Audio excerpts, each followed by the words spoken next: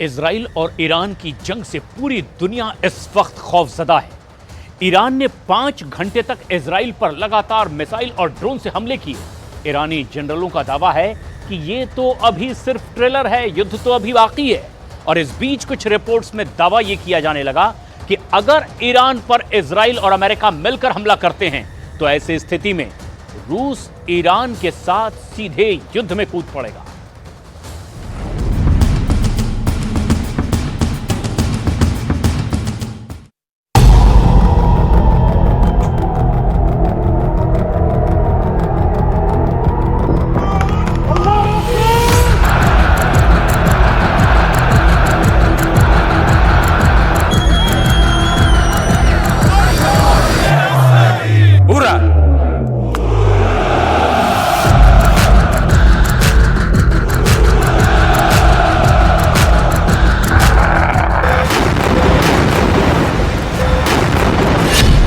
Israel से युद्ध, Iran के साथ रूस। अगर इजराइल, अमेरिका, ब्रिटेन और पश्चिम देश ये सोच रहे हैं कि हम ईरान को अगले 48 घंटे में तबाह कर देंगे, तो ये गलतफहमी वो जितनी जल्दी दूर कर सकते हैं कर लें, क्योंकि कुछ खुफिया रिपोर्ट में दावा किया जा रहा है कि राष्ट्रपति पुतिन का रूस ईरान का जंग में साथ देने जा रहा है। पूरा दावा तो यहां तक किया जा रहा है कि अगर अमेरिका, ब्रिटेन और इजराइल मिलकर ईरान पर हमला करते हैं तो रूस की घातक मिसाइलें, ड्रोन और लड़ाकू जहाज ईरान को बचाने के लिए जंग में सीधे कूद पड़ेंगे।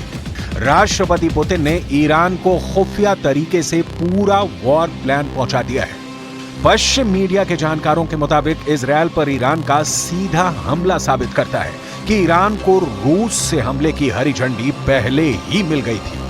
I looked at last night. What it tells me is that we can make good on our commitment to defend Israel. It tells me that Israel does have superior military capability. Just think about the hardware that Iran threw into the sky and how little damage that caused. I mean, that's a real testament to how strong the IDF is. It also tells me, and it should tell everybody else, that Israel's not alone.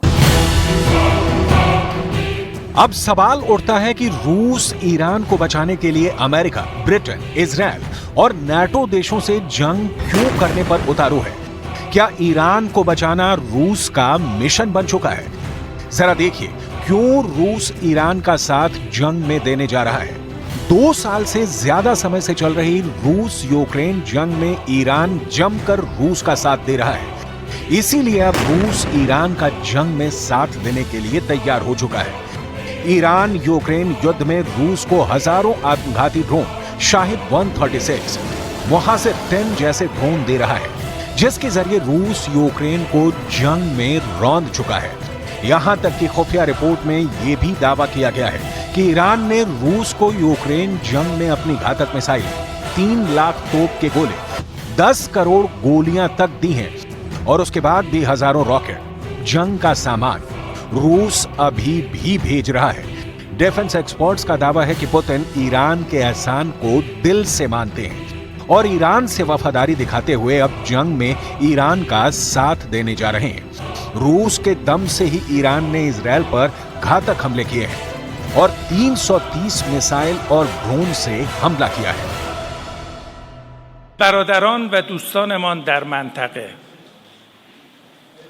که ایالات متحده آمریکا در آن کشورها دارای پایگاه نظامی است، اعلام کردیم که هدف ما در دفاع مشروع صرفاً تنبیه رژیم اسرائیل هست.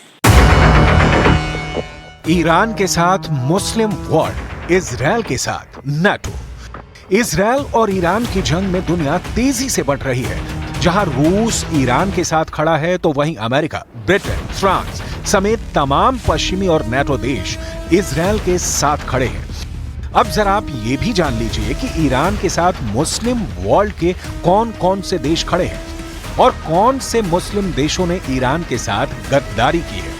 पहले आप ये जान लीजिए कि जब Iran आधी रात में इजराइल पर भयानक हमले कर रहा था तो उस वक्त अरब देश जॉर्डन ने ईरान के घातक हमलों को नाकाम करने के लिए क्या किया। टाइम्स ऑफ इजराइल ने इजरायली सेना के सूत्रों के हवाले से बताया है कि जॉर्डन के जेट विमानों ने उत्तरी और मध्य जॉर्डन से होकर इजराइल की ओर जाने वाले दर्जनों ईरानी ड्रोन को मार गिराया है। जॉर्डन की तरफ से इजराइल की मदद के लिए अपने जेट भेजना एक बड़ा कदम है। इजरायली सूत्रों का कहना है कि ईरान के ड्रोन जॉर्डन घाटी और हवा में उतारे गए थे और यरूशलेम की ओर जा रहे थे, लेकिन उससे पहले ही जॉर्डन के फाइटर जेट्स ने ईरान के ड्रोन को मार गिराया। ईरान जॉर्डन की गद्दारी से बेहद नाराज है। इजराइल की मदद करने के लिए ईरान की IRGC ने जॉर्डन को धमकी दी है कि अगर वो इजराइल की और मदद करता है तो ईरान का अगला टारगेट जॉर्डन होगा। एक पश्चिमी न्यूज एजेंसी ने ईरान के सूत्रों के हवाले से दावा किया है ईरान की सेना ज़ायोनी शासन के खिलाफ हमले के दौरान जॉर्डन की गतिविधियों की सावधानी पूर्वक निगरानी कर रही है और अगर जॉर्डन हस्तक्षेप करता है तो ईरान का अगला टारगेट जॉर्डन होगा। इजराइल पर ईरान के हमले के बाद से पूरे ईरान में जश्न मनाया जा रहा है। ईरान का दावा है कि उसने कई घंटे तक इजराइल पर हमले किए, लेकिन वहीं इजराइल और अमेरिका का दावा है कि उसने इजराइल के 300 से ज्यादा ड्रोन और मिसाइलों को मार गिराया है। जरा देखिए ईरान के कितने ड्रोन और मिसाइलें तबाह हुई हैं। ईरान ने इजराइल पर करीब 5 घंटे तक हमला किया। इजराइल पर ईरान के हमले के दौरान अमेरिकी सेना ने 70 से ज्यादा ड्रोन और कम से कम 3 बैलिस्टिक मिसाइलों को मार गिराने का दावा किया है। इजरायली सेना का कहना है कि उसने ईरान द्वारा दागे गए करीब 99% ड्रोन और मिसाइल को मार गिराया है। दावे के मुताबिक ईरान के 170 मिसाइल और ड्रोन को इजरायल के बाहर ही मार दिया गया, जबकि ईरान की 30 क्रूज मिसाइलें एक भी इजरायली एयर स्पेस में नहीं घुस पाई। 30 में से 25 मिसाइलें तबाह कर दी गई। ईरान की 120 बैलिस्टिक मिसाइलें दागी गई, जिन्हें तबाह करने का दावा किया गया है। लेकिन यह भी कहा जा रहा है कि ईरान की कुछ बैलिस्टिक मिसाइलों ने इजरायल के नेवातिम एयर बेस में गिर गई थी। इजरायली सेना ने माना है कि उसे मामूली नुकसान हुआ है। कुल मिलाकर ईरान के 320 ड्रोन और मिसाइलें तबाह हुई। המערכה הזאת עדיין לא הסתיימה. אנחנו צריכים להיות ערניים וקשובים להנחיות צה"ל, להוראות פיקוד העורף ולהיערך לכל תרחיש. יחד עם זה, את הגל המשמעותי ביותר, הראשון, בלמנו ועשינו את זה בהצלחה גדולה. ईरान ने दिखाया ट्रेलर, युद्ध तो अभी बाकी है। पिछले कुछ घंटों में जो हालात पश्चिम एशिया में जंग से बने हैं, उससे ऐसा लग रहा है कि अमेरिका, ब्रिटेन जंग में सीधे तौर पर कूद पड़े हैं। इजरायल भी ईरान पर जवाबी हमले की तैयारी कर रहा है। इजरायल के PM Benjamin Netanyahu fighter jet F-15 base का दौरा कर चुके हैं। नेतन्याहू भले ही ईरान को तबाही की धमकियां दें, लेकिन जो हालात इस वक्त चल रहे हैं वो बेहद खतरनाक है। जरा देखिए ईरान क्यों कह रहा है अभी तो ट्रेलर देखा है, युद्ध तो होना अभी बाकी है। ईरान को अपनी मिसाइल और ड्रोन ताकत पर जबरदस्त भरोसा है और इसीलिए वो अमेरिका से कह रहा है कि हमारे और इजरायल के बीच चल रही जंग से दूर हो जाओ। जरा देखिए कैसी है ईरान की हवाई हमले की ताकत। ईरान के पास 9 ऐसी बैलिस्टिक मिसाइल्स हैं जो हजारों किलोमीटर दूर इजरायल पर हमला बोल सकती हैं। इन मिसाइल में अगर सबसे खतरनाक मिसाइल की बात की जाए तो वो है सेजर। ये मिसाइल 17,000 किलोमीटर प्रति घंटे की तेजी से 2500 किलोमीटर दूर हमला कर सकती है। तो वहीं खैबर मिसाइल की मारक क्षमता 2000 किलोमीटर है। इसके साथ ही हज कासेम की अटैकिंग रेंज 1400 किलोमीटर है। ईरान के पास क्रूज मिसाइल भी है जो न्यूक्लियर पावर से लैस है। इसकी रेंज 3000 किलोमीटर है। ईरान ने अपने ड्रोन के जखीरे में भी खास काम किया है।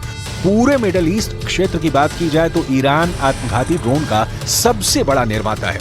ईरान के पास मुहाजिर 10 नाम का घातक ड्रोन भी है जिसकी रेंज 2000 किलोमीटर है। तो वहीं मुहाजिर 10 अपने साथ 300 किलोग्राम का विस्फोटक भी ले जा सकता है।